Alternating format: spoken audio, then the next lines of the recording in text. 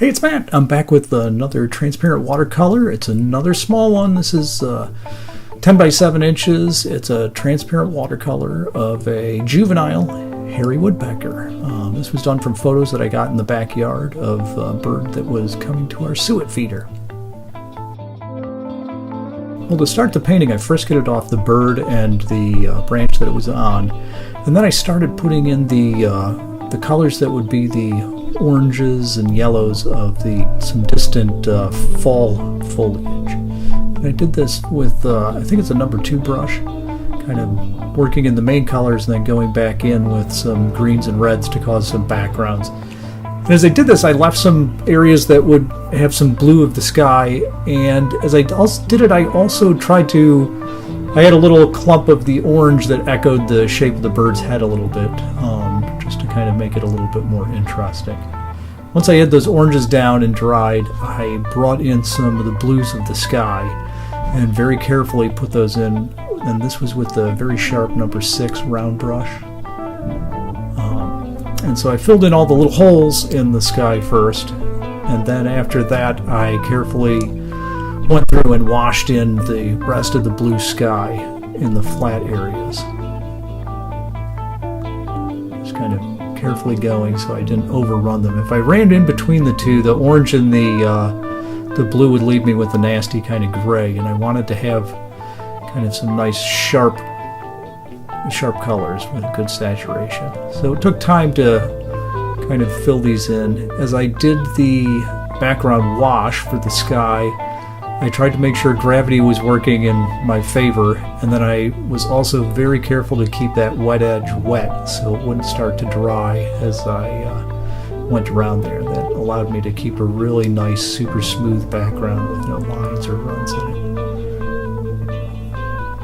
After hitting that with the hairdryer, I went and started just putting in a little bit of darker areas, using oranges and reds, to infer some leafy kind of texture. And I put a lot of detail and render every leaf, but I just kind of, for lack of a better term, scribbled some in. And as I did it, I tried to think about the overall shape of, what the tree is and how the light and shadow would be, kind of building some of the forms of big clumps of leaves. And this is kind of fast and fun to do.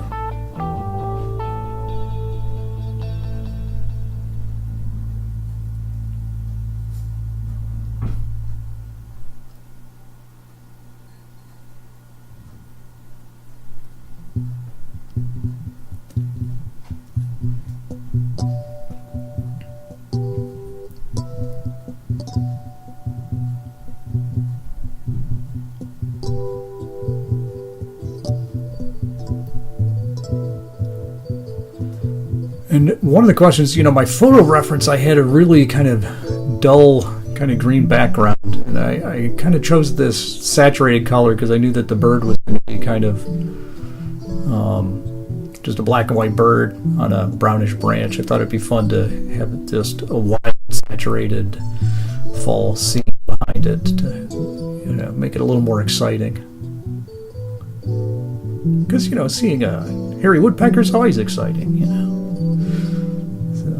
This captured some of that excitement.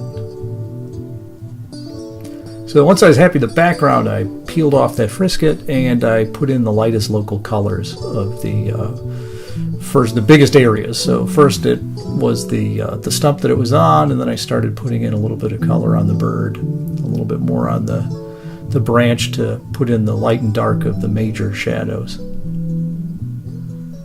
And then I charged in with some of the lightest darks on the bird for the wing. There you see the photo reference. That's a pretty little juvenile bird visiting the suet feeder. You also saw the suet feeder was kind of nasty looking. I have a drilled out log that I use, and if the camera's set in the right position, you don't really see the suet, you just see the log, so I can get some nice pictures of the bird on that. Little photographic trickery, but it makes for some nice photos. And that only sits about 4 feet outside the kitchen window, so I can just open up the window and get great shots of the birds as they come in to grab some lunch. So as I built up the colors on the logs, I was using, I think mostly for the first passes, I was using a number 6 really sharp brush. And first I built the major light darks of the log, and then I started building in some more of the colors. I think the base colors of the log were with a little bit of yellow ochre. Yeah, you can see it on the right, and some burnt sienna. And then I bring in some purples and blues and some alizarin crimson for some of the shadowy areas. I find with logs, the more color usually is better. You can bring in greens and purples and blues, and it seems like it wouldn't look right, but the more color you have, usually in my opinion, that those logs end up looking more realistic and have more personality, and they're certainly more fun to look at from an artistic point of view than just if it were rendered in just, a couple of dull browns. And usually there's an opportunity to play with some of the colors of the bird and the background in with the log as well. So with this log, I probably bragged up the oranges a lot because the background's so orange, and it would make it play better with the rest of the painting. But logs are fun to paint.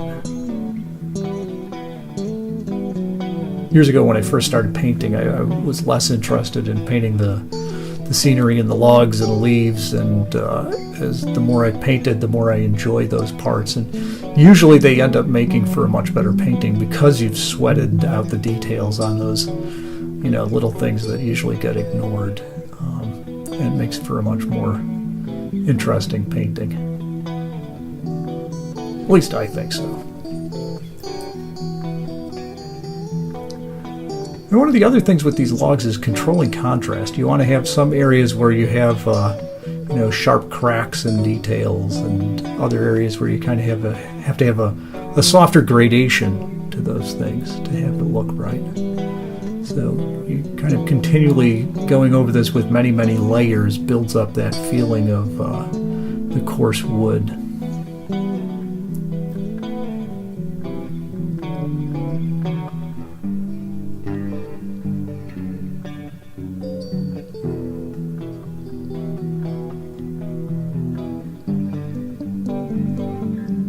So the brush I'm using here is it's a new brush that I started using the other day, and this is a mimic brush, and it's not a sable brush, it's a knockoff, and it amazingly it's really a good brush. It's able to hold a lot of paint and yet keep a nice sharp line. I don't know how long it will stay good, but my first impressions are that they're nice little brushes and they're affordable.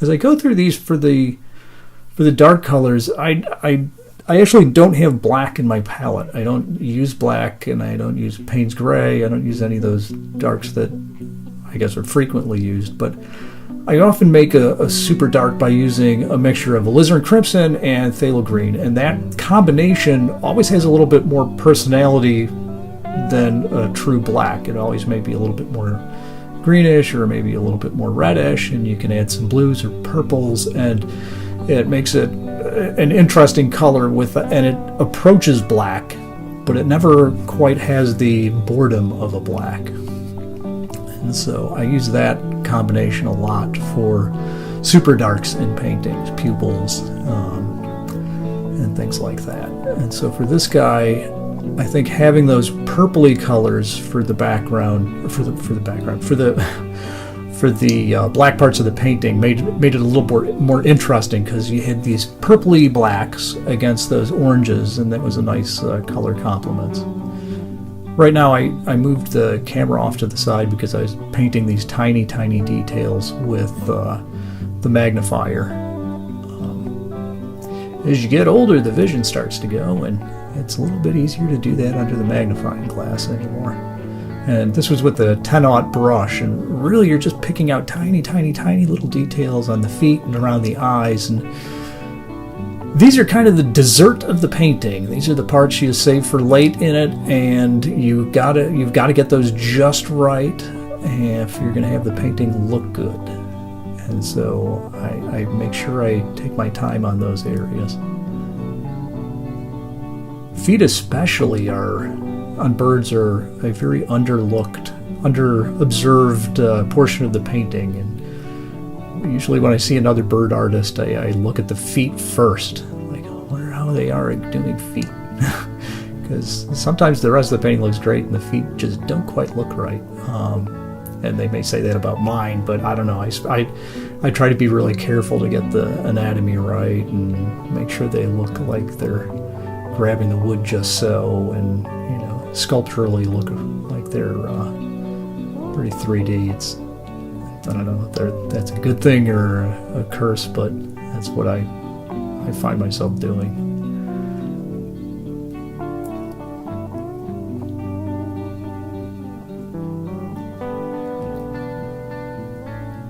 So tons and tons of little details in these areas. So now I was done with those tiny things, I got back to doing some more of the rounding out the belly of the bird and around the legs and where the rolls under the wing. Have that look more dimensional. At first it was a little flat.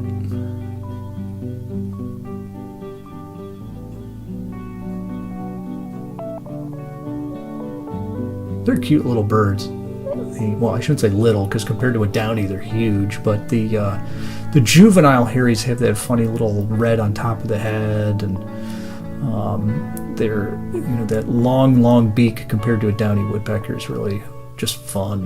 And it's a neat bird. So at the end of the painting, I'm really just looking for tiny little edges to sharpen up and clean up little things that need attention, and just find those itty-bitty things that need to be finished off to have it look right. It's like icing the cake and putting on the little roses as decorations to make sure everything's just so at the end.